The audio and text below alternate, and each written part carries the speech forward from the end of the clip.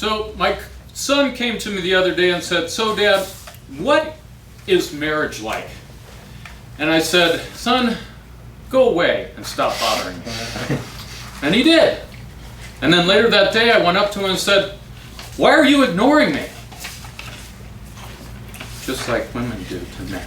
I guess you guys. Oh. Fellow Toastmasters, I had an absolutely fantastic week. And I got to go early. I actually got to go 4 days early and prepare the way. Now, we had gone a year earlier, and my daughter, who organized the entire event, managed to go and investigate all of the very expensive places where she could have a rehearsal dinner, because she wanted to make sure she had picked the best place. And so we finished that vacation, and it took me a year to recover in time for the actual wedding. So this time I got to enjoy myself for 4 days. And so what does a guy like me do when it's time to enjoy myself? Well, this is what I do, and I think you guys are going to enjoy this a lot. Music too. Holy.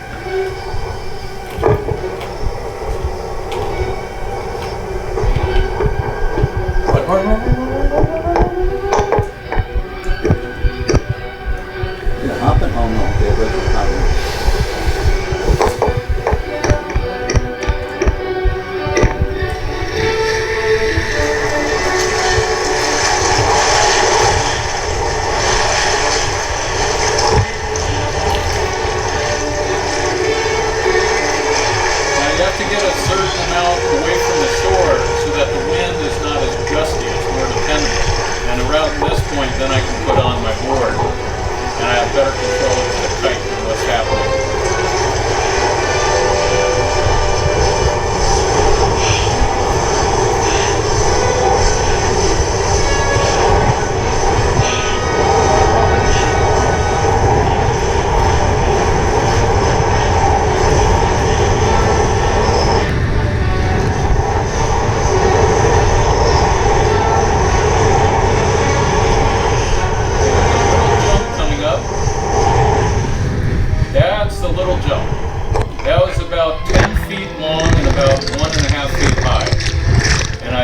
Drop my right foot, so that was the result. And I spent 10 minutes getting back and forth until I could get to my board. That's not exciting.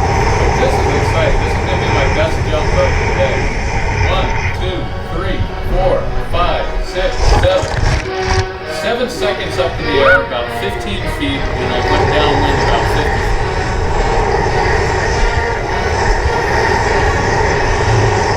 So I did this for about an hour and a half.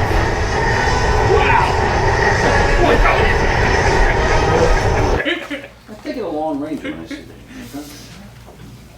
Bunch of seals using that. All right, so after I had my fun, then it was time to start concentrating on the family. And the family came in on Monday, and we went to Costco, and we bought all this food. And our first night, we had this fabulous meal that was prepared for my wife, by my wife. And I know that you guys don't see a lot of her, so there she is. There she is, my beautiful wife over there. And she prepared this absolutely fabulous meal that we ate at our compound. Now I say compound, and it actually was. We had all 30 of us in one big building, and we were just crammed in there. Everyone had their own separate rooms. We were in there with a couple, but it was not completely insulated, so you all had to try and not listen to the conversation next door in case you really wanted some salacious gossip. But it worked out really well. And so my wife, who bought all this food and put it together, spent the whole day preparing this absolutely fantastic meal. And this is me giving my first speech of the event. And this one was mercifully small. But then later at the end of this presentation, I'll give you a much longer speech, which I think you guys will appreciate, the father of the bride speech. And this is my wife looking up and saying, "Oh, all that time he spends at Toastmasters might actually come in handy for a change." I think that's what she's saying. She's smiling at me. I'll take that. I'll take that. Now, these two, of course, are the highlight of the entire event. And look at what a great shot that is. And that's my daughter Jessica on the right, in case you're confused. And you see all the balloons in the background and everything? this is the type of event that my wife was putting on.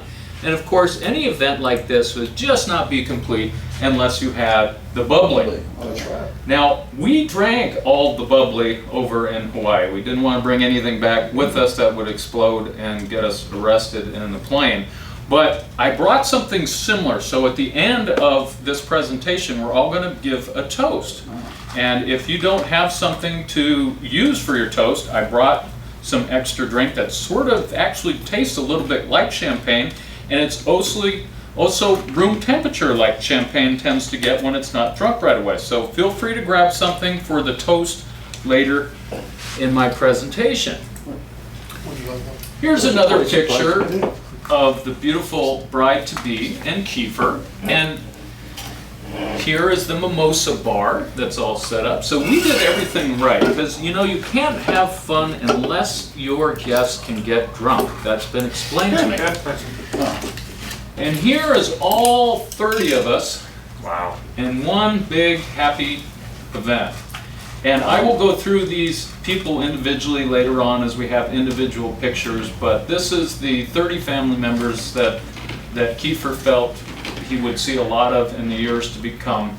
And then of course I'm giving this presentation to you guys because he's going to keep coming to these events regularly forever. Right, Keifer? Trying to write this off. I think this is a condition of employment. And this is what it sort of looks like from the upstairs balcony of the compound looking down. It was really a nicely done event.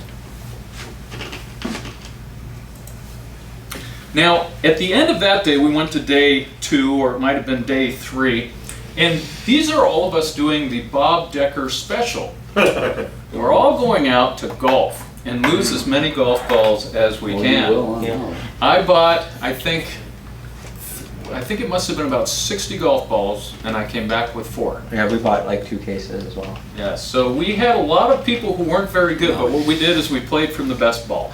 So we'd have groups of 3 or 4 people, the best ball, we'd all try and find our other balls wherever we'd hit them and go and meet at the best ball's location. And so this is what we did for all of the guys on the day that all the women were off doing their thing.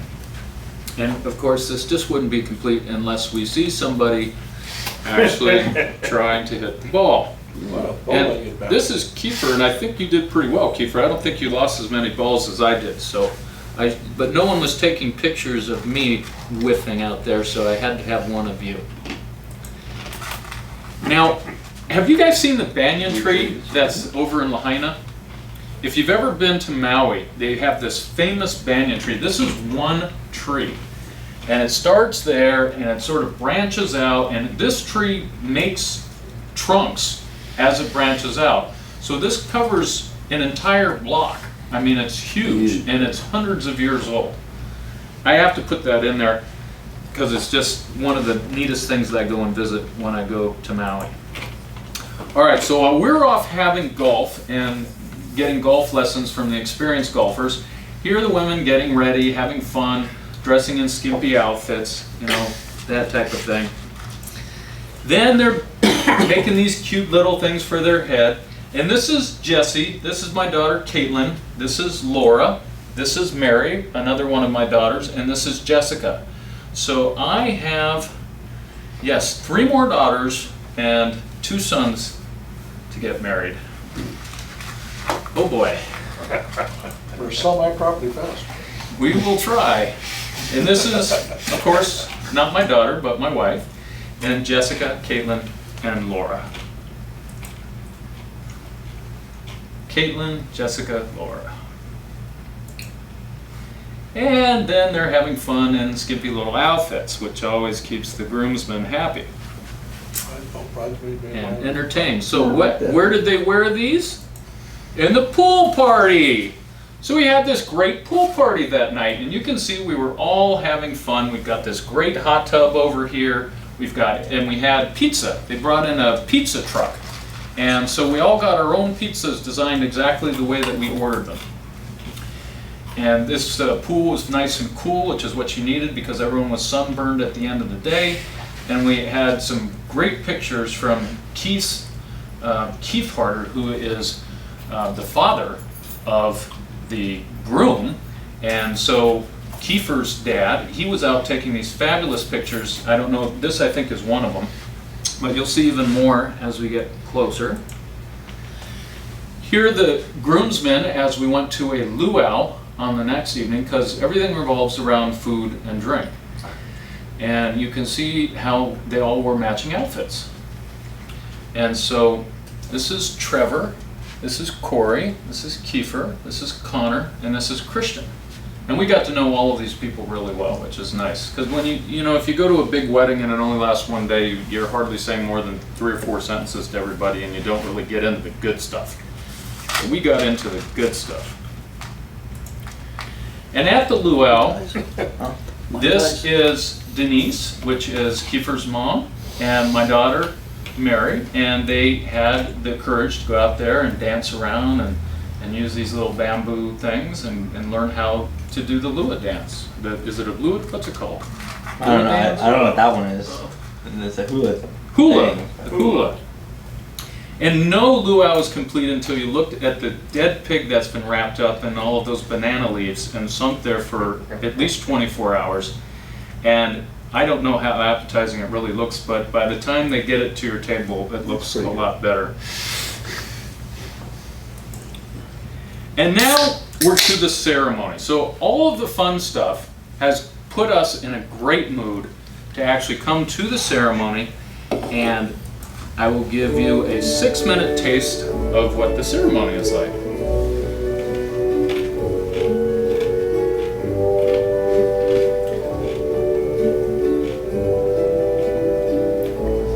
These are more pictures at the luau. This is Scott and Michelle, Denise, Keifer's mom.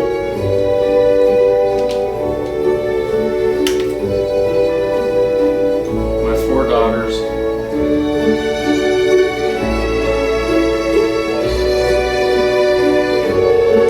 This is my oldest son, Jared. Every now and then he shows up. That's his girlfriend, Jessie.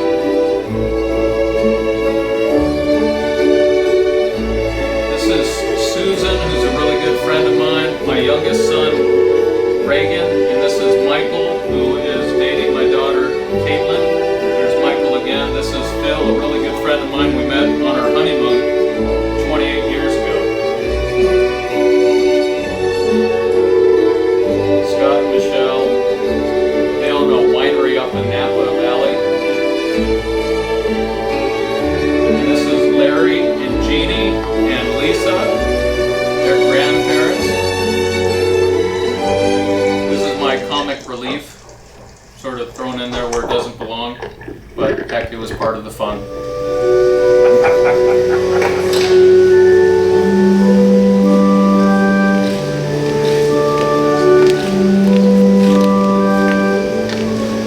This is Keifer's father, Keith, and Ann.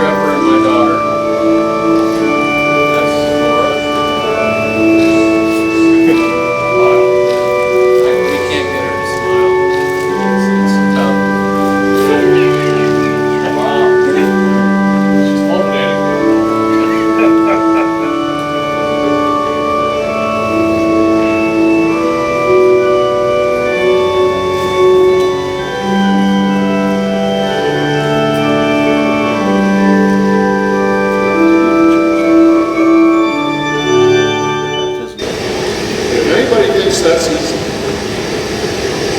We come here to say, God, please give them all the graces they need. And they will need them. They will need them. There's no doubt about that. They're not naive.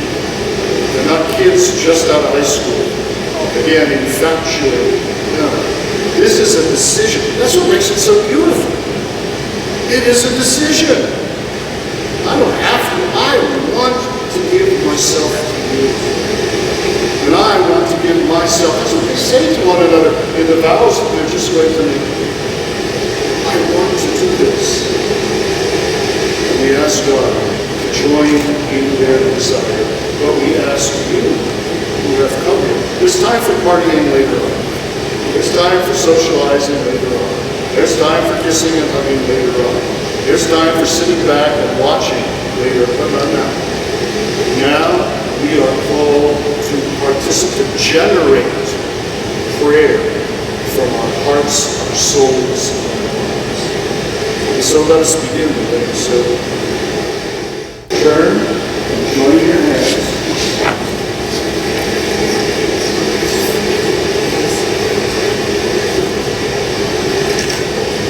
Jessica, I give myself to you to be your husband. I promise to be your leader in your time and in bad, in sickness and in health. I will love you and honor you all the days of my life. I give myself to you. I promise to be true in your time and in bad, sickness and in health. I will love you and honor you all the days of my life. Take this ring as a sign of my love.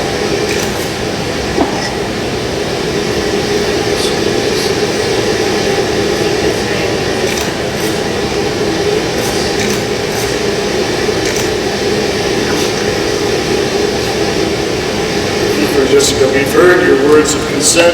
We've witnessed this exchange of rings symbolizing and sealing that consent. And I declare, as the church's minister, that I have witnessed this gift of self and that you are indeed, at your will, husband and wife.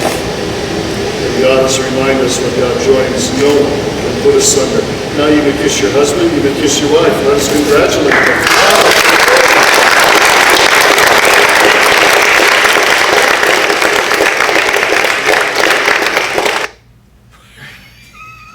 Just saying. She's walking down with a big smile on her face because that's what she knew. So that is the picture of everybody up on the altar. That was the abbreviated version. The rest of us were there for about an hour, and I can show you the long version anytime you want to show up at my house. It's a really nice church. And this is the beautiful bride and groom. That's Father Osinius in the back, whose words of wisdom I thought were particularly appropriate. And so now we're off. We're off to the Four Seasons to have this big feast. Hate to see your credit card bill. Several credit cards. And this is the beautiful floral arrangement to remind you to get there. that all of this beauty, just like a flower, only lasts for that one day, but the memory can last forever. Oh. Especially if there's a picture and a video. And so this is all of us sitting down and getting ready to enjoy this fabulous feast. This is my daughter making the round, saying hello to everybody. This is Keifer and Jessica cutting the cake. Didn't you put the top in your suitcase? It's fake. The cake is fake, and then they cut it out of the sheet cake. And this is where I get to give the father of the bride speech. So I will repeat, I'll try and do it verbatim as to what I did at the night in front of everybody at the table. And do you guys maybe remember, some of you are old enough, before the days of the internet, before Match.com, before eHarmony, you actually had to go and fill out a dating profile in front of a real person and answer some questions, and then they would try and find you a good mate. Well, once upon a time, this woman actually went into one of these dating agencies, and she was asked by the receptionist to describe the perfect mate. And she said, well, I need somebody who's going to be entertaining, who's humorous, who is knowledgeable about the world, knows the news, but also is worldly. I like to dance, and I'd like somebody to be able to teach me how to dance, and I'd like somebody who can make my life exciting and be very chatty when I want them to be chatty. But when I want them to be quiet, I want them just to turn themselves off. And I need them to be humorous and entertaining. And the receptionist looked over and said, I know exactly what you need. It's called a television set. Well, I had the benefit of seeing Jessica and Keifer close up on a recent trip that we took all the way to Switzerland. And we had 3 sets of cars in Switzerland because we had 12 people trying to go all over the country. And so we named our cars 3 separate things. We were Team 1, me and my daughter Mary and Forrest and Reagan, because we thought we belonged in the lead, but we got put in 3rd place. Then there was Team Keifer, and Team Keifer had Jessica and Keifer in. And then there was Team Ausfahrt. Now, Ausfahrt sounds a little scatological, but in Germany, it actually stands for exit. And we were behind Team Ausfahrt, and we were in 3rd place when we belonged in 1st, and we were told that we had to be in 3rd place to make sure if anyone broke down that we'd be able to help them. But we were going through a tunnel, and Team Ausfahrt was in front of us, and we had the police pulling behind us and flash the lights because we were going too slow. Well, we didn't want to get pulled over and given a ticket, so we sped up a little bit, went by Team Ausfahrt, and as I went by, my wife looked on over and went like this. Now, I didn't know what that meant, and I turned to Mary and I said, what does this mean? Does she really want us to kill ourselves? She said, well, I don't know, Dad. So we went speeding on, we used our GPS, and we lost sight of them, and about 40 minutes later, we get this telephone call.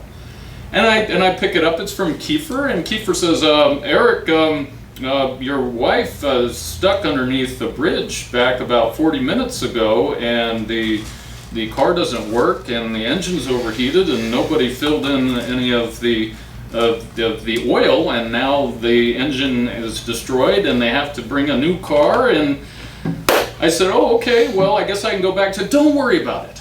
I've got it handled. We're closer, we'll get there sooner.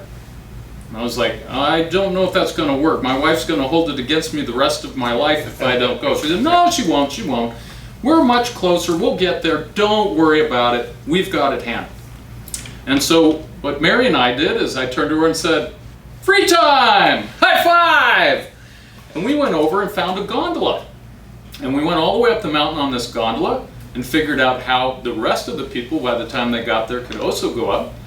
But the interesting part of this whole thing, which is what they did later, is that we could rely on Keifer and Jessica to handle the problem. We were functioning as a team. And for the first time, I realized that they were just as capable and as organized as anybody else I've ever met. In fact, probably more so. And so happily, they got the problem solved, and they met up with us about an hour and a half later, and we went on with the rest of the trip. But it wasn't just this one incident that showed me how competent my daughter and Keifer are. They also managed to bring a camera that worked. I brought my GoPro, and I thought, this is great technology, it's going to work just fine. There's only one problem with the GoPro. It doesn't have a self-timing feature.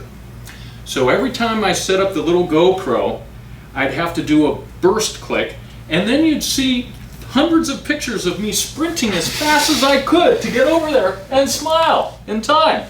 And what you mostly see is my backside, because nobody sprints in 3 seconds 15 feet. But lucky for us, the trip was memorialized by Keifer bringing an absolutely fantastic camera and doing a great job.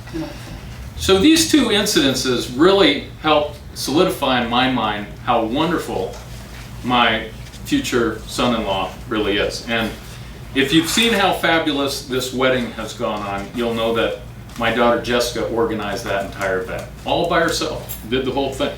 She didn't pay for it, but she organized the whole thing all by herself. So if you guys have been enjoying yourself, you know who to thank. And around this time, my wife said, are you going to get to the toast anytime soon, Erik? And I said, well, yes. And I think, Keifer, that you, just like I, married Miss Wright. We married Miss Wright. It wasn't for several months later that I discovered her first name was Always. But I have a little advice that I'd like to give to my daughter, Jessica. Remember, when you're married, it's always helpful. In fact, I would solidly recommend that you always forgive your husband when you are wrong. Yes, if the woman is wrong, you should definitely forgive your man. And Keifer, I've got some advice for you. The best way to make this marriage work is always to get the last word in any argument. Anyone. In fact, you should get the last 2 words. As long as those 2 words are, yes, dear. And so, I would like to propose a toast. Everybody, please grab your drink. And please help me to honor Keifer and Jessica. May your marriage be happy, fulfilling, bring you long health and wealth and wisdom and lots of children. Hear, hear. Here, here, here. 2 out of 3 is not bad.